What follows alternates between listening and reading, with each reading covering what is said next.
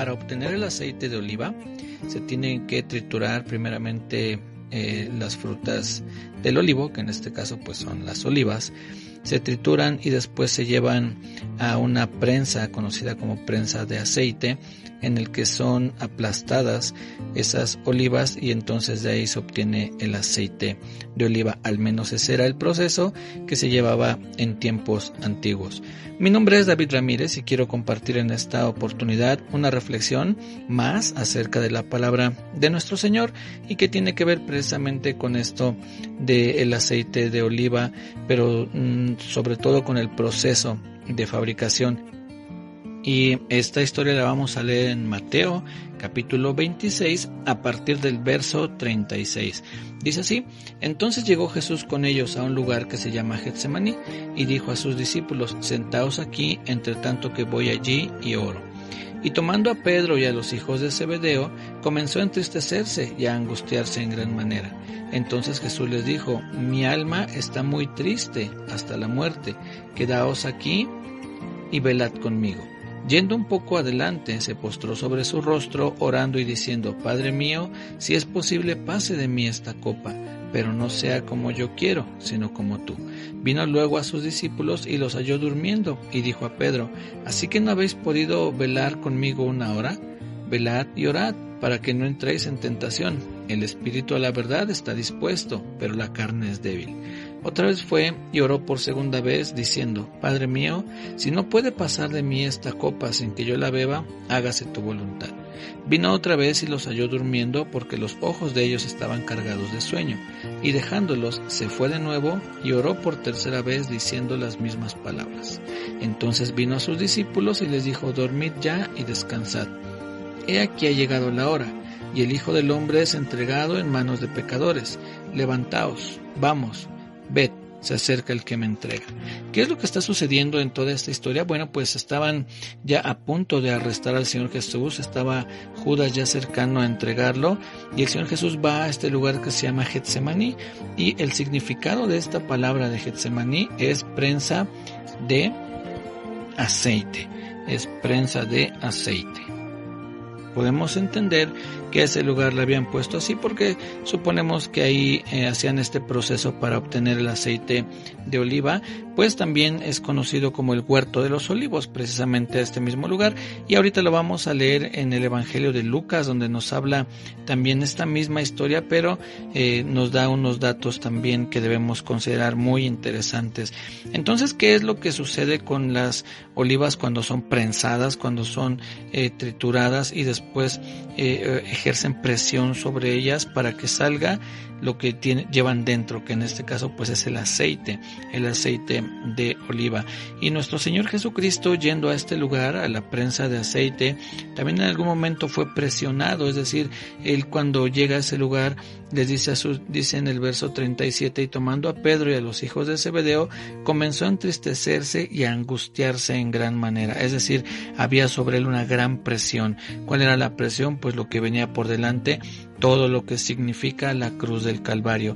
Y entonces el Señor Jesús va y ora y dice que se postra y le dice: Padre mío, si es posible, pase de mí esta copa, pero no sea como yo quiero, sino como tú. Y bueno, para continuar y seguir ampliando esta historia y el significado de todo esto, vamos a Lucas capítulo 22 para que veamos qué es lo que representa o qué es lo que está sucediendo en este lugar de Getsemaní.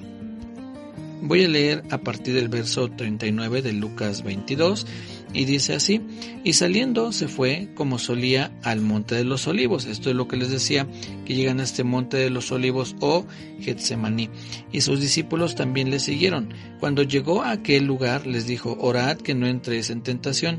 Y él se apartó de ellos a distancia como de un tiro de piedra, y puesto de rodillas oró, diciendo: Padre, si quieres, pasa de mí esta copa, pero no se haga mi voluntad, sino la tuya.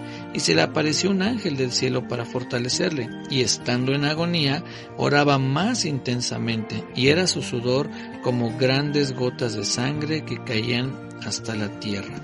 Fíjense lo interesante de esto. El Señor Jesús va a esa prensa de aceite y entonces, a causa de lo que estaba por venir, en este sentido simbólico, Él comienza a ser presionado.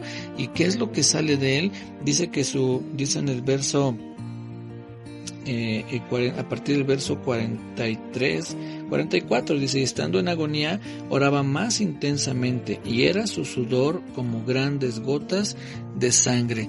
¿Qué es lo que estaba pasando? Que ante esa presión que estaba teniendo el Señor Jesús en ese lugar llamado prensa de aceite, lo que salió de él fue sangre. Esto, insisto, estamos tomándolo en un sentido simbólico. Lo que fue real eran esas gotas de sudor que eran como de sangre, pero la realidad es que estaba él en una angustia. Dice que comenzó a angustiarse, su alma estaba triste hasta la muerte, y entonces, ante esa gran presión, que salió de él sangre. ¿Qué representa la sangre? Pues la misma Biblia nos dice que en la sangre está la vida, es decir, la sangre representa nuestra vida. ¿Qué fue lo que en ese momento, ante esa presión, salió del Señor Jesús? Su vida, es decir, su forma de ser, lo que Él era. ¿Y cuál fue su accionar? Diciéndole: Padre, si es posible, pase de mí esta copa, pero no sea como yo, sino como tú, que se haga tu voluntad. Y bueno, esto comparándolo a nosotros, ¿qué pasa con nosotros cuando estamos ante una presión, ante una dificultad, cuando hay esas situaciones que sentimos que nos oprimen y estamos en angustia? Tal vez nos sentimos también tristes. ¿Qué es lo que sale de nosotros? ¿Qué es lo que saldría? En ese sentido simbólico, sangre, y la sangre representa nuestra vida. Entonces, ¿qué hay en nuestra vida? ¿Queja? Tal vez nos quejamos: ¿por qué, Señor, me pasa esto? Yo no pensé que me pudiera pasar esto.